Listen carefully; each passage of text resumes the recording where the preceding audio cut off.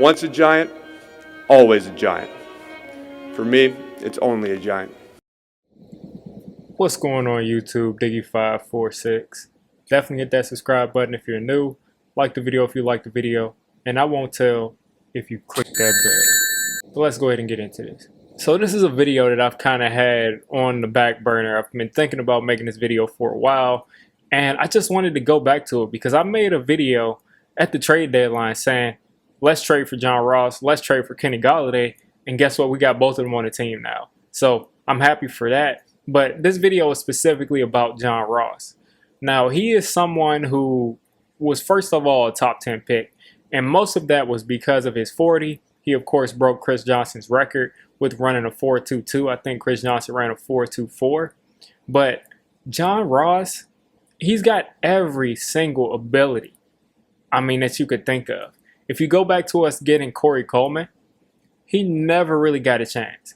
He never really got a chance, and it's sad because he ended up getting hurt, and now he's on another team, or maybe he's not even signed. It's just like Corey Coleman in a way of like they never really got a chance, and it's not necessarily because of the teams they were on, mostly because of injuries. And John Ross, with all that explosion, should be in the NFL for years to come. He just should be with all of the natural talent and ability that he has, his ability to. He's not a horrible route runner, first of all. He's a decent route runner.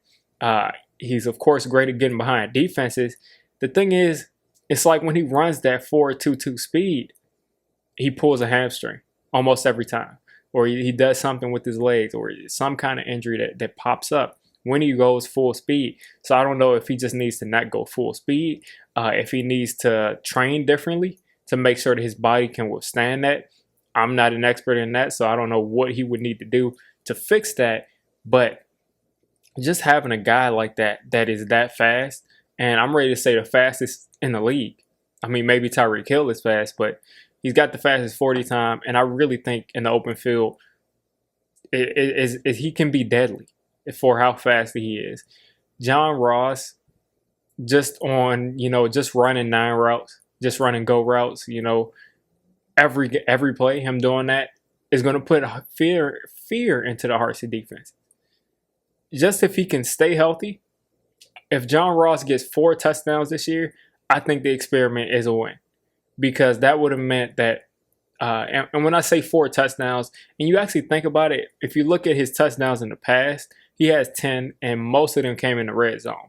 But if he could be a deep threat, a guy who just in the first 4 weeks, if we get 1 long bomb touchdown to John Ross, that's curtains. Defenses are going to have to account for that. They're going to have to account for it on the other side with Slayton, because he's capable of getting behind the defense because he's a 4-3 guy. But they're definitely going to have to account for it with a guy like John Ross, because if he can get behind the defense, catch a pass, run into the end zone, that's showing that he's actually a threat. You actually have to, use extra resources to make sure that doesn't happen again. So John Ross, he just got to stay healthy. He's got to stay healthy, and it's easier said than done, but I'm definitely a fan of him. I think, you can get better with your hands. Maybe him and Evan Ingram can work together and play catch, and practice every week. But I'm not sure if the John Ross thing is a mental thing. I think it's a hands thing. I really do. I think it's a hands thing, and I don't know how much better you can get with that, but I guess maybe a hands thing could be better than a mental thing, because, you just work on technique, and, voila, you can all of a sudden just catch a little bit better. But with this guy, of course, I'm excited to see if he can, first of all, make the roster, because if you look at the team that we've assembled so far, let's go over the receivers that we know are going to make the team. And we also have to remember that the back end receivers are going to have to play some special teams. Now, John Ross's key to making this team is being a punt returner or a kick returner. If he can, get into practice and get into preseason and really, get a nice average with the punt and kick returns, he can solidify himself a roster spot. But we can't have our 5th or 6th receiver not able to really, play any special teams. Because what do you I think we're keeping 6 and 7 at the max. So everybody likes every single one of our receivers, but someone has to not make the team. You think about guys like Austin Mack last year. Was he good? Was he like some elite receiver for us? No, but he is a young receiver that I think has a little bit of potential. But with John Ross making the team, Austin Mack doesn't make the team. So let's go over who we think are certain. Kenny Golladay is certain. Sterling Shepard is certain unless we trade him for some reason. Those two are locks. Darius Slayton is a lock. We just drafted Kadarius Toney. So that's 4 wide receivers right there.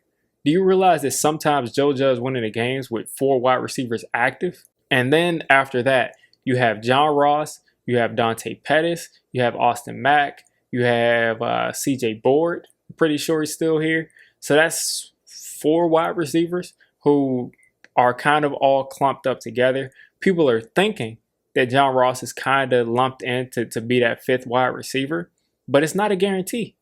What if Joe Judge or, the coaching staff in general wants to keep 2 special team wide receivers, guys who can contribute a little bit, but are mostly special teamers? Because if he wants to do that, maybe a CJ Board makes it over him.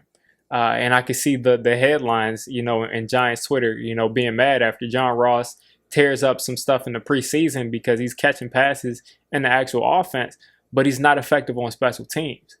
So we have to consider all of this, because when guys like Corey Washington didn't make the roster, it was because of special teams. It wasn't because of what he did, in between on the offense.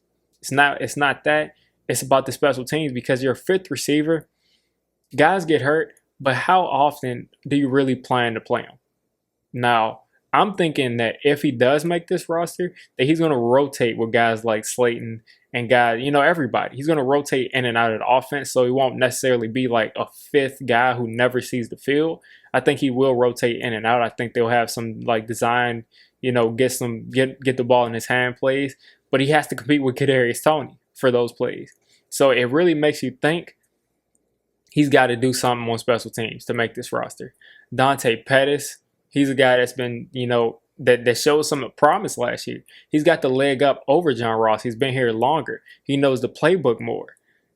So, and they're former teammates. So how does that play out? Because I'm sure most Giants fans are thinking that our 5th and 6th receivers are John Ross and Dante Pettis. So I think that move will be the best for actually, keeping the wide receiver room as wide receiver heavy, as guys who can run routes and catch passes the best. I think those are the 2 best out of that last clump of wide receivers. But are they the best special teamers? I haven't gotten a chance to look at Dante Pettis, and John Ross hasn't really played much special teams. He's been injured, and he's a former 1st-round pick. At the end of the day, John Ross is one of the most explosive players in the league. I think if we can get the ball in his hands, I think he can make a lot of stuff happen. So hopefully he makes the roster. If he does, he's a guy that could, legitimately become a huge part of our offense, or he could legitimately not make the roster. So you guys let me know, do you think John Ross is going to make the roster? And then 2, how much of an impact do you think he'll have if he makes the roster? Will he return kicks? Will he just be a gunner? Let me know.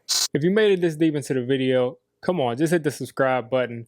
I make Giants content primarily, draft content secondarily, and during the season, I'm going to be doing a lot of reacting to pretty much most of the NFL games and everything NFL. So if you made it this deep, go ahead and join the D6 squad.